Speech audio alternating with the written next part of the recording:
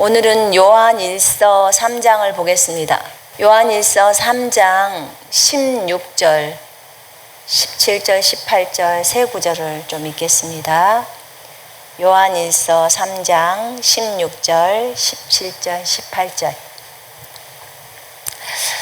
비록 우리가 같이 육체의 눈으로는 함께 볼 수 없고 같이 모일 수는 없지만 영으로는 함께 있습니다.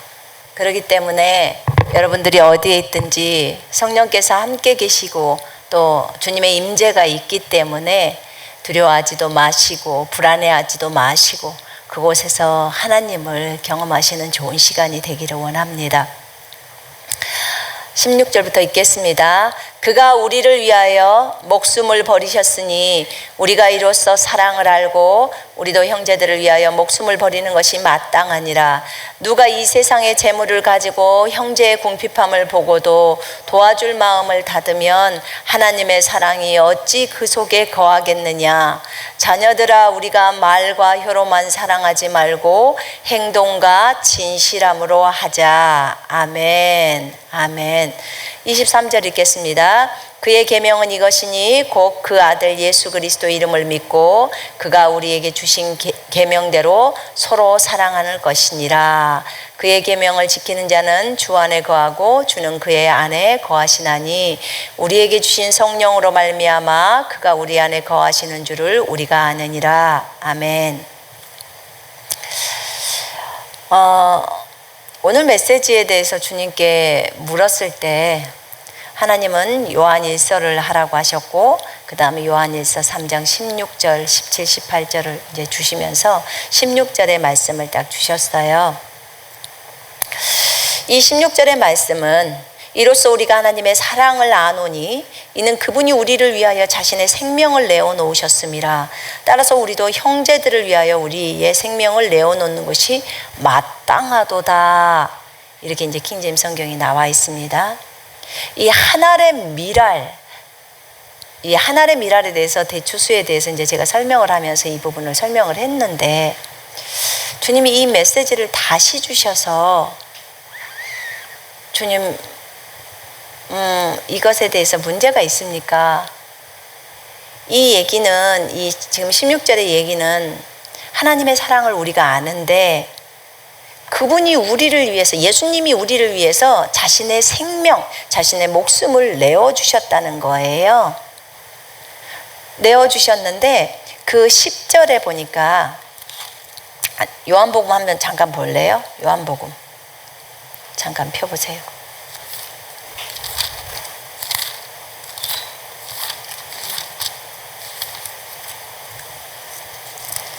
요한복음 10장에 주님이 그렇게 말을 합니다. 10장 11절에 나는 선한 목자라 선한 목자는 양들을 위하여 자기 생명을 내어놓으니 자기 생명을 내어놓으신다는 거예요. 그러니까 양을 위해서 죽겠다고 하시는 거예요. 죽기를 각오하는 거예요. 다 형제들이지요. 자, 그 다음에 15절에 아버지께서 나를 아시는 것 같이 나도 아버지를 아나니 나는 양들을 위하여 나의 생명을 내어놓느니라. 생명을 내어놓으신다는 거예요. 양들을 위해서. 그 다음에 17절에 이로 인하여 나의 아버지께서 나를 사랑하시나니 이는 내가 생명을 다시 얻기 위해 나의 생명을 내어놓기 때문이니라. 아무도 생명을 내게서 빼앗을 자가 없으나 내 스스로 그것을 내어놓느니라. 나에게는 생명을 내어놓을 권세도 있고 또 그것을 다시 얻을 권세도 있노라. 이 계명은 내가 나의 아버지께로부터 받은 것이니라고 하시더라. 주님은 자원에서 스스로 양들을 위해서 생명을 내어놓으십니다. 그리고 생명을 내어놓으셨죠. 그래서 우리에게 이 엄청난 성령이라는 생명이 들어오게 되었습니다. 하나님이라는 존재 자체가 우리 속으로 들어와서 우리를 신들, 하나님의 아들들, 우리의 수준을 하나님들의 수준으로 높여놓은 것입니다. 이게 예수님이 우리를 위해서 생명을 내어놓으신 거예요. 주님이 우리를 위해서 생명을 내어놓으실 때 우리는 악인이었고 원수들이었어요. 그때 주님의 원수들, 주님의 악인들, 그런 우리들을 위해서 자신의 생명을 내어준 거예요. 하나님 아버지 앞에 자신의 생명을 부어드리는 거죠. 그걸 이제 예수님이 하셨어요. 생명을 내어놓는 게 쉬운 건 아니에요. 정말 어려운 결단이죠. 오늘 여기에 볼 때 요한일서에서 16장 볼 때 우리도 형제들을 위하여 우리의 생명을 내어놓는 것이 마땅하도다.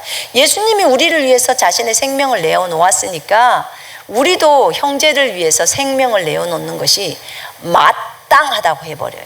마땅. 당연하다는 거죠. 생명을 내줄 수도 있고 생명을 안 내줄 수도 있어. 이게 아니에요. 생명을 내주는 건 너무 엄청난 일인데 그 일을 하는 사람도 있겠지만 안 하는 사람도 있어. 이게 아니에요. 주님은 뭐라고 하냐면 네 생명을 너의 형제를 위해서 내어주는 것이 당연해, 마땅해. 완전히 의무죠. 당연히 형제를 위해서 내 생명을 내어주라는 거예요. 저 형제를 위해서 죽으라는 거예요. 그것을 마땅하다고 표현을 합니다. 근데 17절에 누가 세상에 재물을 가졌는데 자기 형제의 궁핍한 것을 보면서 알면서도 그를 도와주지 않으면, 동정하지 않으면, 그를 긍휼히 여기지 않으면 어찌 하나님의 사랑이 그 안에 거하겠느냐. 지금 이 말을 합니다. 자, 형제를 위해서 생명을 주는 것도 마땅한데 하물며 돈을 주는 거, 음식을 주는 거, 필요를 채워주는 거, 그것은 훨씬 더 쉬운 거예요. 훨씬 쉬운 거예요. 근데 그것조차를 못한다면 어떻게 생명을 내어줄 수 있겠느냐. 주님께 제가 질문을 했어요. 주님, 제가 죽음 앞에 서보니까 생명을 주님 앞에 드리는 거, 제가 주님 앞에 죽음 앞에 섰을 때 뭐 때문에 섰냐면요, 그 전날 형제사랑에 대한 얘기를 하고 내 몸을 산제물로 주님 앞에 드리는 것에 대해서 메시지를 하고 나서, 그러고 나서 제가 집에서 이런 기도를 올렸어요. 하나님 앞에 경배를 딱 하면서 절을 하고, 하나님, 제가 대추수를 위해서 전 세계 영혼들을 건지는데 그 영혼들이 주님 앞에 돌아오기를 위해서 한 알의 밀알이 필요하다면, 밀알로 썩어서 죽는 이 한 알의 밀알이 필요하다면 제 생명을 취하소서, 이렇게 기도를 했어요. 제 생명을 취하소서. 이건 스스로 내 목숨을 주님께 내어드렸던 거예요. 내어드려버린 거예요. 그리고 나는 그날 저녁에 호흡이 어렵기 시작했어요. 저는 마땅히 제가 생명을 내어드린 거예요. 하나님은 제 생명을 취해 가실 수 있었어요. 왜냐하면 마지막 대부흥을 위해서 한 알의 밀알이 필요하다면 저를 취해 가소서, 제 생명을 취해 가시고 하나님이 일하소서, 이렇게 한 거란 말입니다. 왜냐하면 그들의 생명을 건지는 것이 너무나 중요했기 때문에 제가 그 결단에 기도를 했던 거예요. 하나님 앞에. 그랬을 때 몇 차례에 걸쳐서 그런 일들이 일어났었고, 한 3일에 걸쳐서 그런 일들이 일어났죠.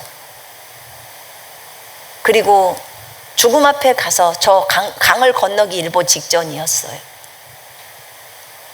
강을 건너기 몇 초 후면, 1분까지도 걸리지 않았어요. 제가 그때 받았던 느낌은 지금 한 5초? 길어야 10초 안에 나는 이제 저 세상으로 건너가는구나가 제가 느껴졌어요. 근데 그것은 내가 주님 앞에 생명을 내어 놓았기 때문에 그런 거예요. 저 영혼들을 건지는 것에 있어서. 그리고 나서 주님께서 나는 너를 받았다. 네 생명을 취해서 받았다. 그리고 다시 주님이 저에게 생명을 주셨어요. 나는 이미 너를 받았어. 이렇게 말씀하셨어요. 근데 이 메시지를 주님이 다시 하라고 저에게 어젯밤에 주셨어요. 근데 형제를 위하여 우리의 생명을 내어놓는 것이 마땅하도다. 그 제가 한번 여쭤봤어요. 주님, 제가 다시 이 생명 주님이 돌려주신 거 다시 내어드리기를 원합니까? 그럼 다시 내어드리겠습니다. 제가 이렇게 또 말씀을 드렸어요. 그걸 원하십니까? 그게 아니래요. 그럼 여기서 어떤 메시지를 하기를 원하십니까? 많은 사람들이 형제를 위해서 생명을 내어놓는 것을 하지를 않고 있다는 거예요. 이게 올라와야 한다고 말씀을 하는 거예요. 여러분, 이 방송을 보고 계시는 분들, 여러분들의 생명을 빨리 주님께 올리십시오. 형제를 위해서 생명을 내어놓는 것이 마땅하다고 주님 말씀하십니다. 예수께서 우리를 위해서 생명을 내어놓으셨습니다. 여러분, 구약의 인물들을 보니까요, 구약의 인물들 중에 형제들을 위해서 목숨을 내건 인물들이 있어요. 구약이나 신약에. 근데 이 구약에를 보니까 다윗의 세 친구가 있었어요. 세 용사. 다윗에게는 세 용사가 있었는데, 다윗이 어느 날 자신의 고향인 베들레헴 성문 곁 그 우물이 있는데, 샘물이 있는데, 그 우물의 물을 너무나 마시고 싶은 거예요. 누가 나에게 이 베들레헴 물을 길어다가 먹게 할 수 있을까? 그때는 그 다윗이 그곳을 차지할 때가 아니었죠. 다윗은 쫓겨다니면서 삶을 살았으니까. 이때 세 용사가 가서 그 베들레헴 그 성문 곁에 있는 물을 떠옵니다. 그 세 용사는 자신의 목숨을 걸었어요. 걸어버렸습니다. 거기서 사울한테 잡히면 그냥 죽는 거예요. 바로 죽음이에요. 근데 그들은 다윗이라는 형제를 위해서 그 샘물을 떠다 주기 위해서 베들레헴으로 적군이 있는 진으로 들어갑니다. 자신의 목숨을 걸고 형제를 위해서 그 물을 떠옵니다. 다윗이 그 물을 받고 자기가 이런 큰 죄악을 범하지 않겠다고, 이것은 이 세 용사들의 피라고, 이 샘물은, 이 물이 이들은 나를 위해 목숨을 걸고 갔다 온 거기 때문에 이 물은 저들의 피라고, 나는 마실 수 없다고, 내가 하나님께 부어드리겠다고 하면서 부어드립니다. 다윗을 위한 이 친구들의 이 사랑이죠. 친구들의 사랑이에요. 예수님이 우리를 위해서 죽어주신 것은 사랑 때문이에요. 사랑. 너무나 우리를 사랑하시는 그 사랑, 그 사랑으로 때문에, 사랑 때문에 자기 스스로 목숨을 내어준 거예요. 주님은 안 내어주면 안 죽을 수 있었어요. 근데 스스로 내어준 거예요. 주님에게는 내어줄 수 있는 권세도 있고 다시 올 수 있는 권세도 있는 거예요.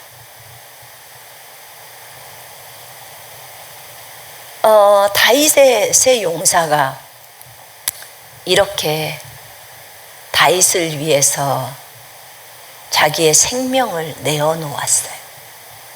생명을 내어놓는 거예요. 다윗을 사랑해서 그렇게 한 거죠. 또 한 인물은 에스더라는 인물이 있어요. 에스더는 메데페르시아의 이제 왕비가 되었죠. 유대인이었고 모르드게의 조카였죠. 근데 이 에스더가 왕비가 되었을 때 왕과 친하죠. 왕비니까. 그런데 한 달 동안 왕이 자기를 부르지를 않았어요. 그래서 왕 앞에 나갈 수 없어요.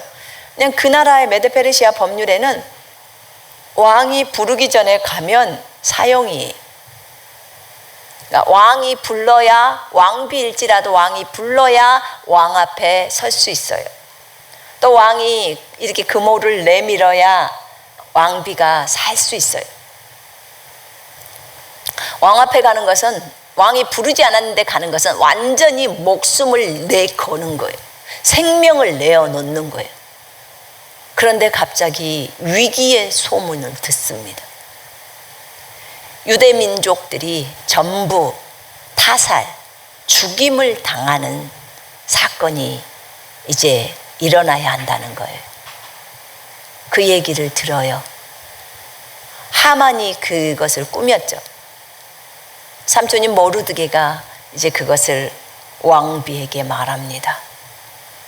네가 이때를 위해서 네가 왕비가 된 것이 아니냐, 가서 왕에게 전해라. 우리는 억울하게 지금 죽임을 당하게 됐다. 유대 민족 자체가 다 죽게 되었다. 자기 형제죠. 그때 에스더는 3일 금식을 요구합니다. 유대 민족에게 저를 위해서 3일 동안 기도하게 해주세요.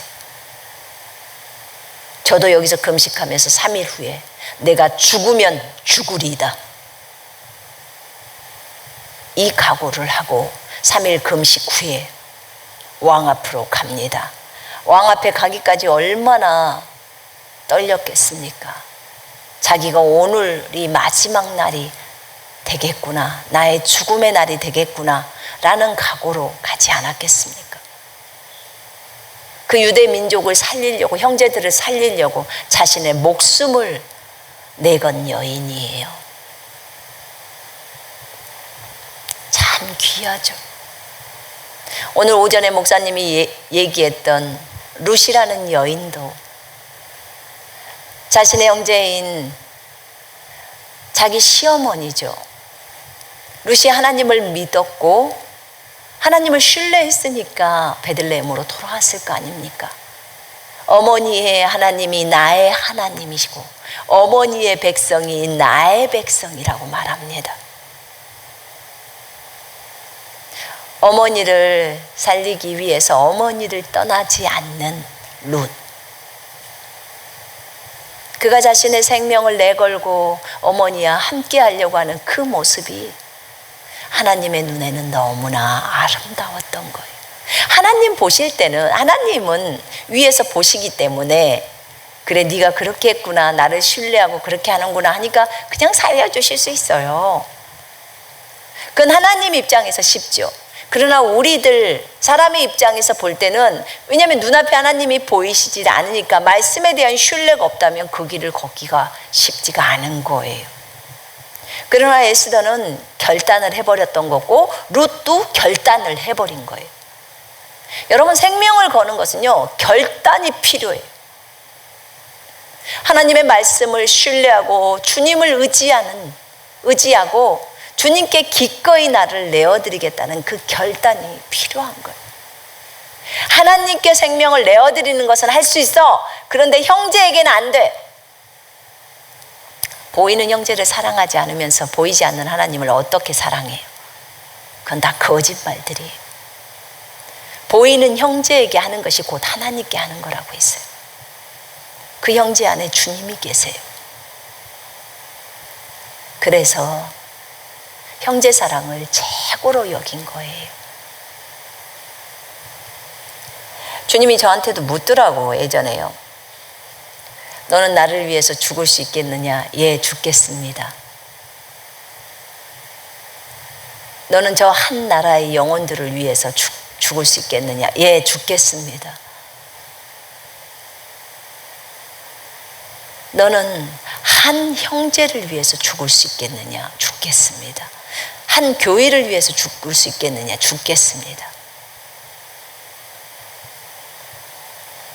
전혀 너와 상관이 없는 너의 자녀를 죽인 그 악한 자를, 너의 자녀를 죽인 그 악한 자, 그렇지만 내가 볼 때는 한 영혼, 그를 위해서도 죽을 수 있겠느냐? 단순히 죽는 것이 아니라 그를 사랑해서 그를 살리기 위해서 죽을 수 있겠느냐? 이렇게 질문하셨어요. 잠깐 몇 초 제가 머물렀지만 제가 그렇게 하겠다고 말씀드렸어요. 그 당시엔 제가 어려서 잘은 모르고 그렇게 답을 할 수도 있을지도 몰라요. 그러나 저 딴에는 되게 고민을 한 거죠. 몇 초지만. 그러나 주님을 사랑하는 마음이 커버리면 그게 큰 문제가 되어지지를 않아요. 주님은 우리가 불신자인 한 영혼을 위해서도 죽기를 원하시는 거예요. 한 영혼, 불신자인 한 영혼을 위해서도. 그가 하늘에서는 같은 동료였잖아요.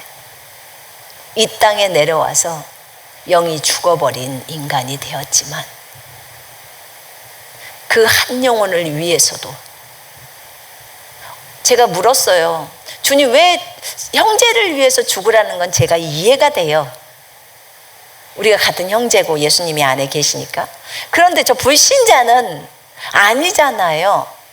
불신 영혼을 위해서도 한 영혼, 그것도 많은 영혼도 아니고 한 영혼을 위해서도 죽을 수 있겠느냐 이렇게 질문을 했을 때 그 불신자를 위해서도 우리가 죽어야 하나요? 라고 물었어요. 그때 나는 불신자인 너희들을 위해서도 죽었다. 맞죠? 여러분, 우리들이 불신자였어요. 악인이고 원수였다니까요. 주님의 원수. 그런 우리들을 위해서도 주님은 죽으셨어요. 주님이 어떠하시면 우리도 이 땅에서 어떠해야 합니다. 여러분, 좋은 주님이 표적을 행하시는 분이시기 때문에 우리도 이 땅에서 표적을 행해요. 좋은 것만 본받는 게 아니에요. 어떤 우리가 좋은 것만 딱 따서 먹는 게 아니에요. 주님이 불신자를 위해서도 죽으셨기 때문에 우리도 동일해요. 그 한 영혼을 사랑해서 죽는 것이 성경은 마땅하다고 해버리는 거예요. 마땅하다.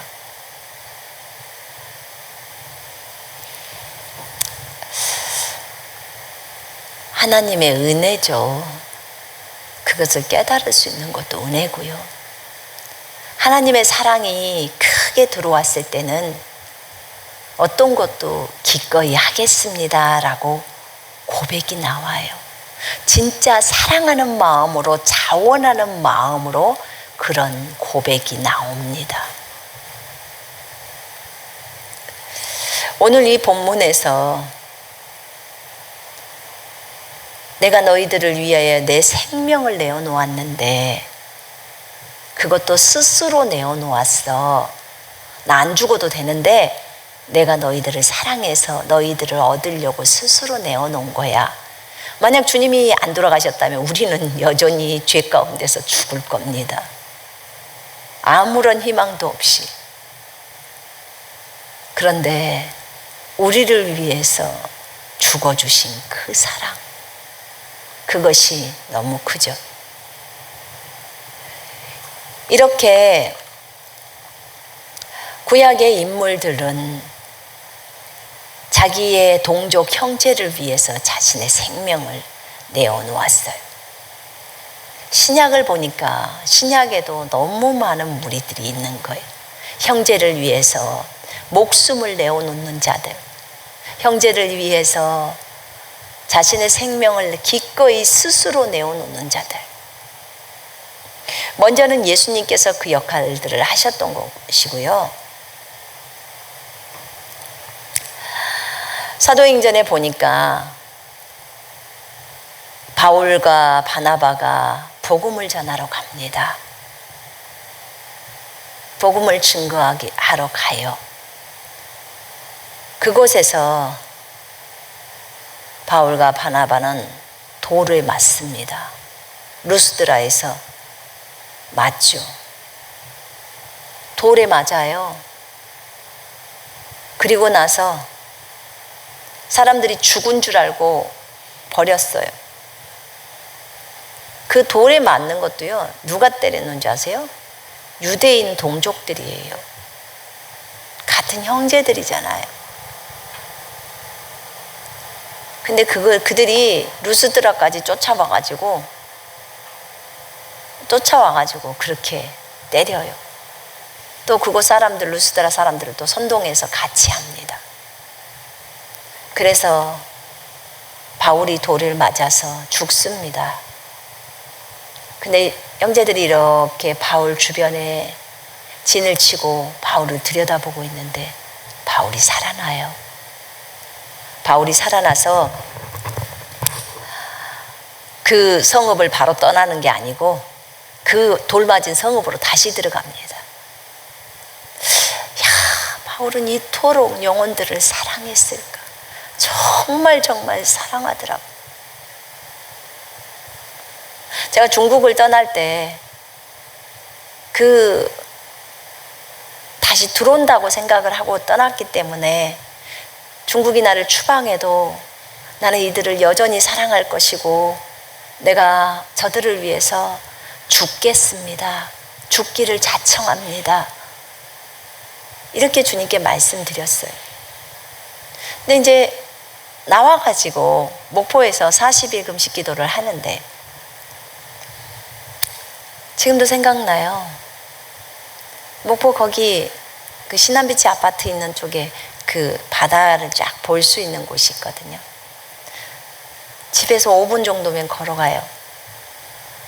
거기에 딱 가서 제가 그곳에서 노을을 보면서 그렇게 하나님 앞에 울면서 많이 기도했었어요. 그때는 중국만 들어가고자 원했거든요. 내가 한국에서 이렇게 군사훈련을 해야 된다는 것을 그 당시에는 몰랐어요. 중국에서 제가 왜 이제 주님이 쫓겨나게 했잖아요. 쫓겨났는데 40일 기도를 하라고 했기 때문에 40일 이후에 다시 들여보내주실 줄 알았어요. 그때 내가 하나님 앞에 기도했어요. 하나님, 저 중국인들 사랑해요. 저를 추방했지만 여전히 사랑해요. 전 저들을 위해서 죽을 거예요, 주님. 다시 중국으로 들어가게 해주세요. 전 저들을 위해서 죽을 거예요. 이 생명을 내어놓습니다. 이렇게 말씀드렸어요. 그들을 너무 사랑하니까 그들이 나를 미워해서 추방을 했는데도 그들이 하나도 밉지가 않아요. 너무 사랑하니까. 그 마음은 저는 주님이 이끌었다고 봐요. 주님이 그 사랑의 마음을 내게 넣어주니까 그들에 대한 그 애정 어린 마음들이 생기죠. 여러분들이 자녀들을 많이 사랑해요. 부모는 사랑합니다. 자녀들은 절대로 부모의 마음을 알 수 없어요. 다 끝까지. 부모가 돼봐서 자녀를 길러보면 알아요. 얼마나 희생으로 그들을 사랑하는지. 그러니까 그렇게 많이 사랑한데 그 자녀를 향한 그 사랑도 사실 하나님이 우리 안에 넣어준 거예요. 그러기 때문에 그게 있는 거예요.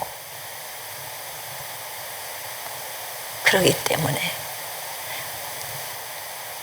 저 하늘에 가면 이제 하늘나라 가서 내가 이 생을 마감하고 하늘에 가면요, 그 감정, 자녀를 사랑하는 그 감정이요, 그 감정이 저 하늘에서는 거둬진답니다. 그러니까 이 땅에서 저 사람은 내 딸이야, 그러니까 내 딸을 향한 그 엄청난 사랑 있잖아요. 그 사랑이 만약에 내 딸이 저 1층천에 살고 우리는 3층천에 살아, 그러면 저 하늘에서 아주 괴로워서 못 살 거 아니에요. 우리가 부모의 그 사랑이 그대로 갖고 가면, 그죠? 그대로 있으면 괴로워서 못 살아요. 딸내미를 3층천에 보내고 나는 1층으로 내려가서 어두운 조금 빛이 없는 곳에서라도 살고, 또는 지옥에 있는 그 딸을 하늘로 올리고 내가 대신 지옥으로 내려가게 해달라고. 이게 부모의 마음이에요. 근데 이 마음이 하늘나라 가면 걷어지고 이제 형제자매로서 그 마음이 부어지는 거예요. 대신에 더 친근한 마음은 형제자매 간에 열심히 자기 부인을 하면서 주님을 위해서 살았던 그분들하고 더 친해지게 되어 있어요. 그렇게 해놓으셨다고 제가 들었어요. 저분은 이 지상에서 내 남편이었는데 교제도 하고 하지만 그렇다고 해요. 그건 이 땅에서의 삶 속에서 주님이 주신 관계들이었고 또 하나님의 부르심을 이루기 위함이었고 우리로 하여금 영적으로 성장해서 그리스도의 신부가 되게 하기 위함이었죠. 근데 이 모든 것이 이 땅에서 하나님이 부으시는 거예요. 이 사랑도 다 마찬가지입니다. 근데 바울이 얼마나 영혼들에 대한 사랑이 컸는지, 자신이 너무나 많은 사람들을 핍박을 했거든요. 그리스도인들을 잡아서 감옥에 쳐놓고 매질로 매를 때리고 스데반 죽이는 데 있어서 자기가 한 역할들을 하고, 바울이 그런 악한 악역을 한 거예요. 그걸 알기 때문에 자신이 얼마나 큰 죄인이고 죄인 중에 괴수였다는 것을 알았잖아요. 복음을 전할 때 자기를 돌로 치는 그들이었지만 바울이 거기서 불평불만을 하지 않아요. 그리고 다시 살려서 일어나서 그 성읍으로 들어갑니다. 그 다음 날 떠나요. 그 영혼들을 건지기 위해서 복음을 증거할 때 일어나는 일들이, 또 말씀을 증거할 때 일어나는 일들이, 시기 질투로 인해서 유대인들이, 형제들이 이렇게 바울을 핍박해요. 여러분, 복음 전파는요, 형제 사랑에 굉장히 중요한 역할을 하는 거예요. 여러분들이 한 영혼을 사랑하지 않으면 절대로 복음을 증거할 수가 없어요. 사랑하기 때문에 복음을 증거하는 것입니다. 바울의 입장에서 보다면 핍박을 당하는 거죠. 바울과 실라가 마게도니아에 갔을 때 빌립보에서 그때도 실컷 두들겨 맞습니다. 옷을 벗김을 당하고 맴매를 쳤어요. 그게 그냥 단순히 맴매라고 생각하십니까? 곤장이라고 한번 생각해봐요. 엉덩이 까고 곤장을 때린다고 생각을 해봐요. 몽둥이로. 거의 초죽음이죠. 그것을 바울과 실라가 맞았어요.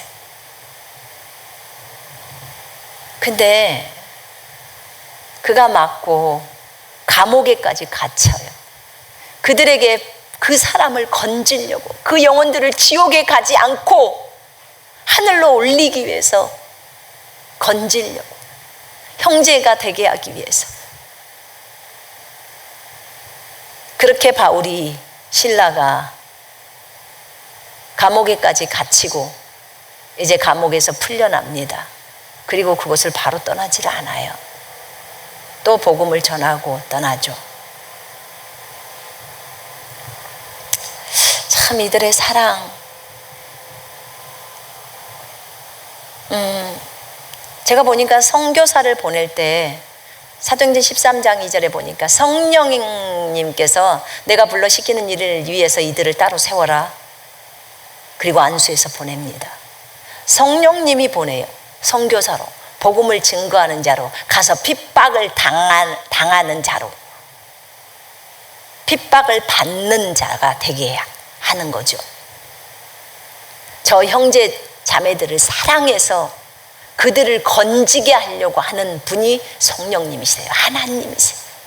하나님이 보내는 거예요. 예수 그리스도를 누가 보냈죠? 예수 그리스도를 누가 보냈어요? 하나님 아버지가 보낸 거예요. 뭐 하라고? 핍박당하고 죽으라고. 핍박을 받고 죽임을 당해서 저 형제 자매들을 다 건지라고. 핍박을 당하고 죽임을 당하면 형제 자매들이 건져지는 거예요. 참 놀랍죠. 아버지가 자신의 아들을 그렇게 해서 보낸 거예요. 성령께서도 선교사인 바울과 바나바를 그렇게 보낸 거예요. 지금도 전 세상에, 이 세상에 많은 선교사들이 있습니다. 각 나라에 자기 좋은 고국을 떠나서, 좋은 환경을 떠나서 그곳에 있어요. 내가 어디 캄보디아 갔을 때 들었나? 한 선교사님, 내가 거기 살더라고. 근데 캄보디아 가니까요, 우리나라 몇십 년도, 한 60년대, 70년대라고 말해야 될까? 다 아스팔트는 있기는 하지만 대부분 흙바닥이, 그 수도가. 그 다음에 시엔립인가 거기를 갔었는데 선교사님이 얘기를 해주더라고. 이제 내가 거기 신학교에서 그 일주일 정도를 말씀 전했잖아요. 근데 이제 거기 그 숙소를 돌아보는데 여기 뱀이 자주 들어온다는 거예요. 거기는 하도 뱀을 많이 봐서 뱀에 대해서 아무렇지도 않는지는 모르겠지만 우리는 그러지는 않잖아요. 그걸 어떻게 했어요? 그걸 쫓아냈죠. 근데 이제 하루는 그 얘기를 하더라고. 자기 집에도 코브라가 들어오려고 창문에서 딱 했는데 방충망이 쳐져 있는 거예요. 방충망을 했대요. 문을 열어놓으면 중국도 방충망이 없거든요, 사실은. 진짜 고급집이 아니면 방충망 같은 거 안 해요. 근데 거기 시엠립도 방충망이 없었는데 자기네는 방충망을 했대요. 한국인들이라. 방충망을 했는데 보통 코브라가 그 에어컨 구멍이나 조그만 틈이 있으면 바로 넘어온대요. 어떻게 뱀이 그럴 수 있을까? 일단 이렇게 세운대요. 세우면 된가 봐요. 그래갖고 지가 확 넘어가려다 방충망에다 쾅 찍는 거예요. 그 방충망에다 찍을 때 안에서 얼른 문을 닫은 거예요. 유리문을. 그렇지 않았으면 뚫고 들어올 수 있는 거죠. 그리고 에어컨 구멍들을 다 막았더라고. 왜냐면 그 구멍으로 들어오기 때문에. 구멍 조금이라도 틈이 있으면 안 되니까. 그분들이 그렇게 뱀들의 위험 속에서 그렇게 선교 사역을 하는 것이 무엇 때문일까요? 한국에서 사역을 하면 뱀 걱정은 안 할 텐데, 코브라에 물려서 죽기도 하는데, 그 영혼들을 사랑하기 때문에, 그 영혼들을 사랑하기 때문에, 그 사랑의 마음을 주님이 넣어준 거예요. 한 영혼을 건지려고. 형제 사랑이에요. 자신의 생명을 내어놓는 거예요. 이게 선교사의 삶이에요. 얼마나 더운 곳에서 그렇게 많이 어려움을 당하고, 선교사들 자녀들끼리 언제 한국에 선교사들 자녀들이 여행을 하고 뭐 집회를 하고 이런 것을 며칠간 한다고 해서 이제 저희 두 자녀를 보낸 적이 있었어요. 근데 거기서 이제 친구들을 몇 명을 사귀었는데, 그러니까 각 나라마다 다 선교사 자녀들이 왔잖아요. 모였는데 우리 아들이랑 딸이 감동을 많이 받고 왔더라고. 그래서 어땠냐 그랬더니, 엄마, 우리는 너무나 평안해, 너무나 좋은 환경에서 살고 있더라고. 왜? 그랬더니 어떤 애가 그랬대요. 야, 우리는 35도야. 맨날 날씨가 35도야. 35도에서 살아. 그랬더니 다른 나라에 있는 애가 넌 까불지 마. 우리는 맨날 40도야. 우리는 맨날 40도에서 살아. 그랬더니 이제 중경에서 간 애들이 까부네. 우리는 45도에서 살아. 그냥 걸어만 가도 종아리가 탈 것 같아. 그랬더니 사우디 쪽에서 온 그 선교사 자녀들이 너희 옷 다 벗고 사냐? 그러더니 우리는 50도야. 50도에서 매일 살아. 그 모래바닥에 그 굴 파놓고 산단 말이야. 거기서 잔다고. 이제 자기네들이 선교사들 자녀들이기 때문에 자기네들만의 고충이 있는 거예요. 왜냐면 엄마 아빠는 은혜 받고 주님을 사랑해서 왔는데 자기네들은 끌려왔잖아요. 부모 따라서. 그랬더니 어디 정글에서 온 애들이 우리는 옷 하나도 안 입고 살아. 그러더래요. 우리는 옷도 하나도 안 입고 살아. 그리고 우리 엄마 아빠는 그들에게 죽임을 당했어. 그러니까 모든 아이들이 다 입을 다물어 버리더라.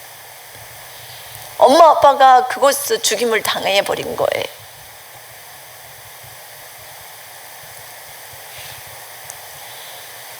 참 마음이 아프죠. 선교사들 자녀들, 전 세계에 있는 모든 선교사의 자녀들을 예수 그리스도 이름으로 축복합니다. 어디에 있든지 주님께서 저들을 보호해 주시기를 원하고 저들을 통해서 그 엄마 아빠가 이루지 못한 것들을 더 많이 이룰 수 있기를 원합니다. 그들의 모든 필요가 다 채워지기를 원해요. 제가 선교지에 있었을 때 저희 자녀들이 한국에 나가는 게 소원이야. 한국에 떡 붙여놨냐.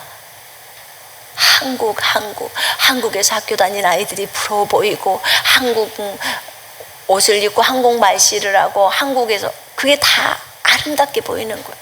한국의 삶이.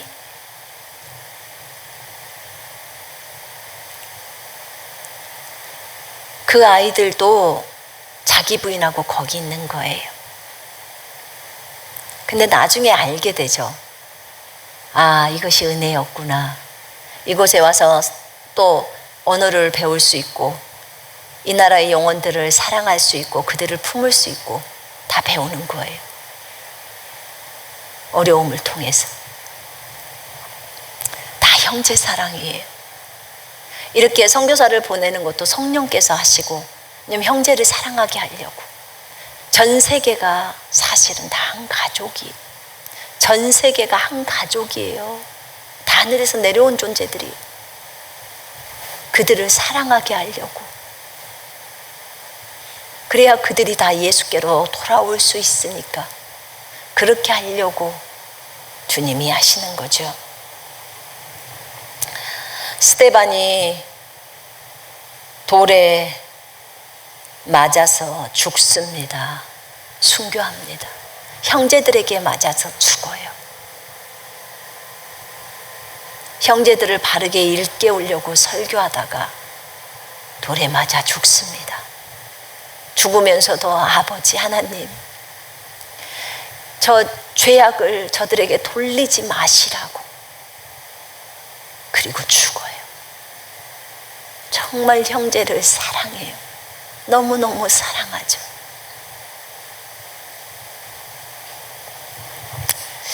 이렇게 구약과 신약에서도 형제 사랑을 위해서 자신의 목숨을 내어놓는, 스스로 내어놓는 사람들이 많이 있어요. 우리가 이렇게 형제 자매들을 위해서 목숨을 스스로 내어놓게 되면 그럼 그들이 어떻게 되나요? 그들은 사도행전 26장 18절처럼 하나님이 그들에게 눈을 뜨게 해줘서 이제 복음이 들어가죠. 그들의 눈을 뜨게 해주셔서 그 형제들 불신자들의 눈을 뜨게 해주셔서 어둠에서 빛으로 오게 합니다. 흑암에서 광명으로 오게 만들어요. 그들을. 그 다음에 사탄의 권세에서 하나님께로 돌아오게 합니다. 사탄의 권세에서 사랑하는 아들의 나라, 하나님의 아들의 나라로 옮겨지게 만드는 거예요. 하나님의 나라로 들어오게 만드는 거예요. 그뿐만 아니라 그들로 죄사함을 받게 하죠. 죄사함을 받게 하고 예수님을 믿어서 거룩하게 된 무리 가운데서 유업을 얻게 하죠. 무엇이냐면 만물의 상속자가 되게 만든다는 거예요. 만물의 상속자, 그리스도와 함께하는 공동 상속자, 하나님의 아들들이 되게 만들고 또 신들이 되게 만들고 만물이 다 그들 손에 있게 하고 권세와 능력을 얻게 하고 하나님의 신부가 되게 한다는 거예요. 참 놀랍죠. 우리가 스스로 형제를 위해서 생명을 내어놓을 때 저 형제들이 이렇게 된다는 거예요. 하나님께서는 모든 사람이 구원을 받고 진리의 지식에 이르기를 원하시느니라. 이게 하나님의 소원이에요. 그 하나님의 소원이 이루어지는 거예요. 우리가 우리의 생명을 내어드립니다라고 했을 때 주님이 그 생명을 지금 취해 가시나요? 그렇지 않아요. 저를 보니까 취해 가시지 않던데요. 다시 주셨어요. 그리고 영혼들을 건지라고 하셨어요. 그 도구로 사용하시는 거예요. 마지막 관문들을 여러분들이 다 넘기를 원해요. 난 여러분들이 모두 그리스도의 군사가 되기를 원해요. 그리스도의 신부가 되기를 원합니다. 그러려면 기꺼이 형제 자매들을 위해서 소유를 내어 주어야 해요. 기꺼이 형제 자매들을 위해서 돈을 내어 주어야 해요. 물건을 내어 주어야 해요. 그건 마땅한 거예요. 그건 진짜 목숨을 내어주는 것보다 더 쉬워요. 훨씬 쉽습니다. 그거는 마땅한 거예요. 오늘 요한일서 3장 그 17절에는 형제를 위해서, 궁핍한 형제를 위해서 돈을 내어놓으라는 거예요. 그건 마땅한 거예요. 만약에 형제를 도와주지 않으면 하나님의 사랑이 어찌 네 속에 있다는 것을 어찌 증명할 거냐, 지금 그 얘기예요. 보이는 형제조차도 도와주지 못한데 보이지 않는 하나님을 어떻게 사랑할 거야? 이렇게 말하는 거죠.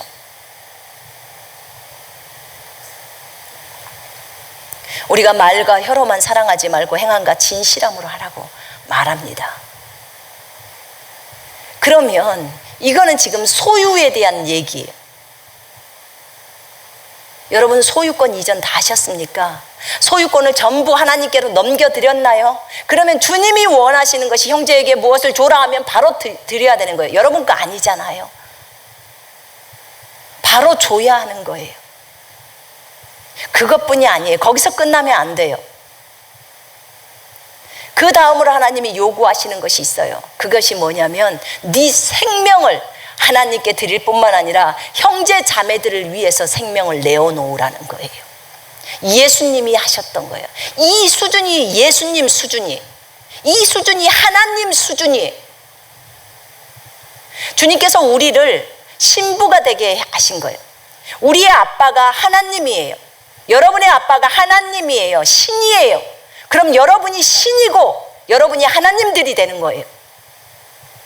여러분의 남편이, 신랑이 신이란 말입니다.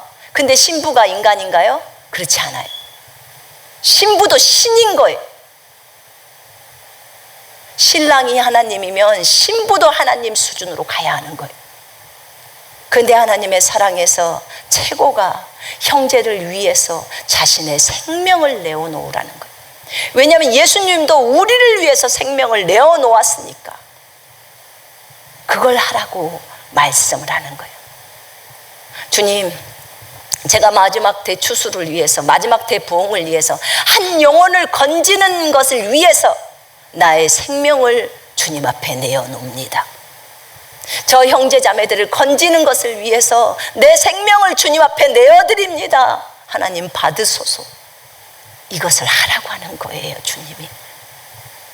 그래야 대추수가 진행될 수 있다는 거예요. 자기의 목숨을 끌어안고 있으면 그 목숨을 끌어안고 있는 그 사람을 통해서 주님은 일하실 수가 없어요.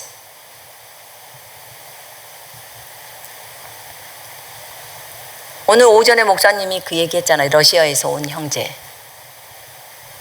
그 형제가 다 내려놓음을 하니까 성령님이 옷을 입혀주시고 그리스도로 옷 입혀주셨다는 거죠. 성령의 기름 부음의 옷이죠.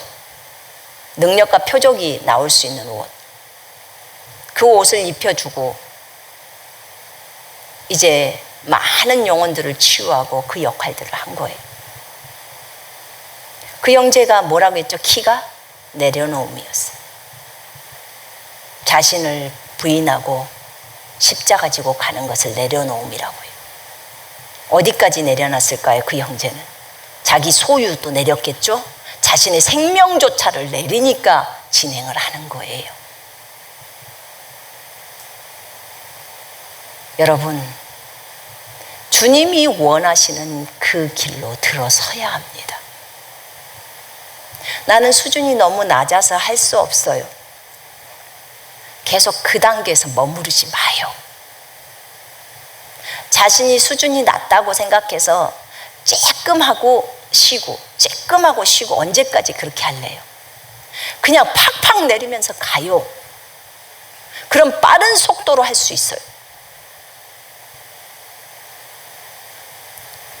그릇이 작다는 것은요, 내려놓음이 안 됐다는 거예요. 내려놓음이 안 돼. 그래서 우리가 내려놓을 때 빨리 내려놔야 돼요. 생명조차도 드릴 수 있어야 돼요. 마땅히 우리가 예수 그리스도를 믿고 그분의 계명대로 서로 사랑하면서 그 형제자매를 위해서 자신의 생명을 내어놓는다면 그건 진리를 따라 하는 것이고, 모든 사람이 구원을 받고 진리의 지식에 이를 수 있도록 하나님의 그 소원을 이루어드리는 도구로 우리가 사용되어지는 거예요. 왜요? 그분이 우리의 주인이고 왕이시잖아요. 그리고 신랑이잖아요. 여기서요, 중요한 것이 하나가 있어요. 자원하여 목숨을 내어놓는 거예요. 자원. 제가 주님 앞에 목숨을 내어놓을 때 자원해서 내어놓는 거예요. 억지나 강요가 아니에요. 여러분이 어떻게 주님이 사랑했는지 보라, 그 나오죠. 우리가 3장 1절에 보라, 아버지께서 어떠한 사랑을 우리에게 주셔서 우리로 하나님의 아들들이라 불리게 하셨는가. 주님이 어떤 사랑을 우리에게 주셔서 우리로 하여금 하나님의 아들이라고 불리게 했는지, 그게 너무 큰 거예요. 우리를 하나님들, 신들로 만든 거예요. 정말 큰 사랑이죠. 여러분, 이것을 안다면 우리는 이 길을 걸어야 합니다. 빌립보서 2장 17절에 보니까 바울이 이런 고백을 해요. 만일 내가 너희 믿음의 희생 제물과 너희의 섬김 봉사 위에 나를 드린다고 해도 나는 기쁘고 또 너희 모두와 함께 기뻐하리라.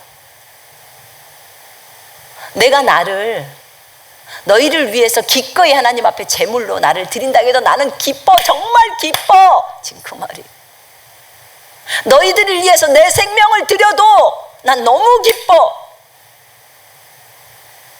이렇게 바울이 표현합니다. 이 형제 사랑이에요. 12제자 중에 어떤 자는 껍데기 벗겨서, 껍질 벗겨서 죽임을 당하고, 어떤 사람은 창에 찔리고, 어떤 사람은 불에 태워지고, 정말 비참한, 인간의 눈으로 볼 때는 비참한 죽음이 될 수 있지만 하나님의 눈에는 값진 거죠.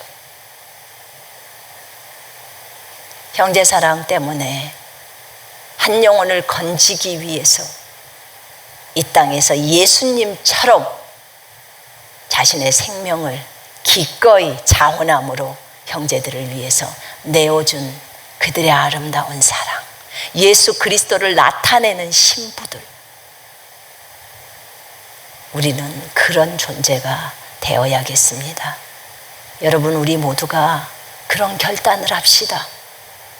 기꺼이 물질로도 형제 자매들을 돕지만 기꺼이 생명조차도 내어서 그 영혼들에게 우리의 생명을 내어줄 수 있는 그런 단계로 올라가십시다. 그때 하나님께서 진짜 너는 내 아들이야, 원수를 축복하고 원수를 사랑하는 그 단계, 너희는 하나님 수준의 단계야. 하나님이 원하시는 게 마태복음 5장 44절이었잖아요. 하나님이 참으로 그런 하나님의 아들, 딸들이, 군사들이 세워지기를 간절히 원하십니다. 하나의 미랄, 여러분과 제가 되십시다. 주님 앞에 대추수를 위해서 하나의 미랄로 섭시다. 그래서 영혼들을 주님께로 건지는 그 역할들을 했으면 좋겠습니다. 생명조차도 아깝지 않는 것, 형제를 위한다면 생명조차도 아끼지 않는 것, 그것이 우리의 입에서, 우리의 마음에서, 우리의 생각 속에서 늘 있어야겠습니다. 그것은 예수 그리스도를 사랑하기 때문입니다. 기도합니다. 이 시간에 우리 어디에 있든지 결단 좀 하십시다. 어디에 있든지 여러분 그 자리에 무릎을 꿇으시고 이 시간에 하나님 앞에, 하나님 내 생명을 드립니다. 하나의 미랄로 드립니다. 하나님 나를 받으소서.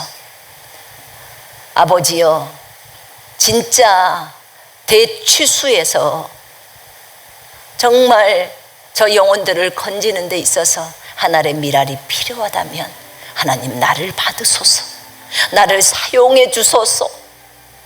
그리고 제 생명을 주님께 드릴 뿐만 아니라 한 영혼을 건지기 위해서, 그 영혼을 위해서, 형제 사랑을 위해서 내 생명을 드립니다. 그것이 마땅합니다. 예수님께서 나를 위해서 생명을 주셨기 때문에 나도 마땅히 우리 형제를 위해서 주는 것이 마땅합니다.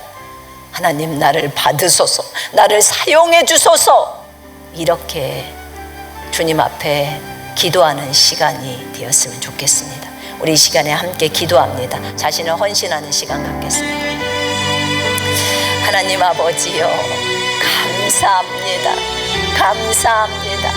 사랑하는 아버지, 예수 그리스도께서 우리를 어떻게 사랑하셨는데 그분이 자신의 생명을 다 주면서까지 우리를 사랑하신 그 사랑, 우리가 악인이고 원수였을 때, 죄인이었을 때 우리를 사랑하신 그 사랑에 감사 찬양을 드리옵니다.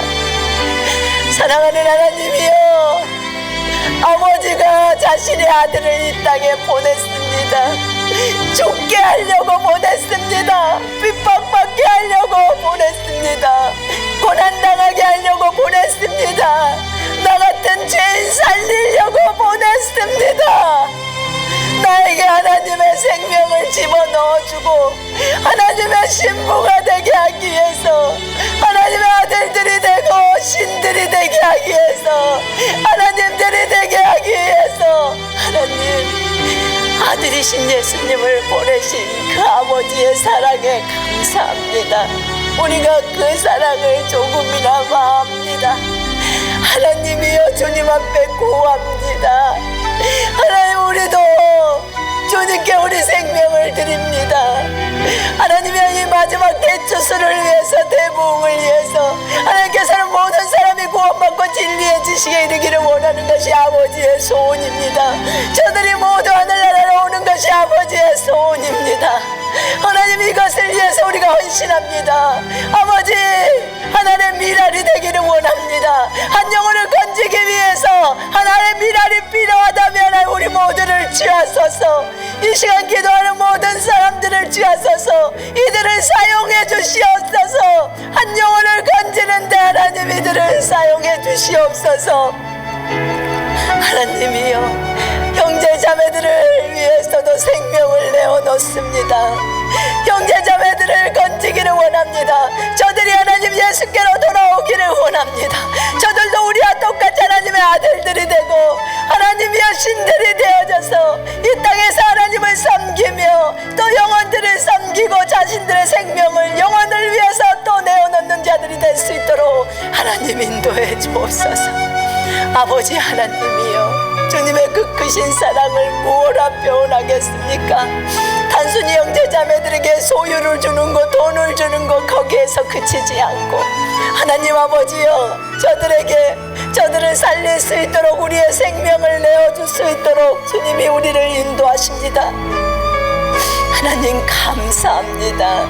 감사합니다. 형제를 위해서 하나님 구약의 백성들 또 신약의 백성들이 하나님 아버지 죽기를 마다하지 않았습니다. 자신의 생명을 아끼지 않았습니다. 생명조차도 아끼지 않는 바울의 모습을 봅니다. 하나님이여, 그런 에스더를 봅니다. 그런 다윗의 용사를 봅니다. 그런 바울과 실라와 바나바를 봅니다. 베드로를 봅니다. 요한을 봅니다. 12 제자들을 봅니다.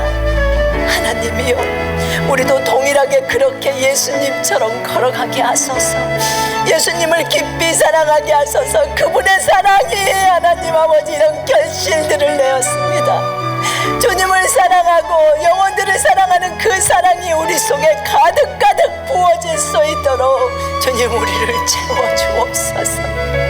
이 사랑을 실천하는 자들이 될 수 있도록 도와주시옵소서. 기꺼이 소유를 넘겨드립니다. 기꺼이 생명도 내어드립니다. 하나님, 우리를 인도하시고 성령으로 기름 부어주소서. 주님을 위해서는 생명조차도 아깝지 않습니다. 형제자매들을 위해서도 하나님 생명조차도 아깝지 않습니다.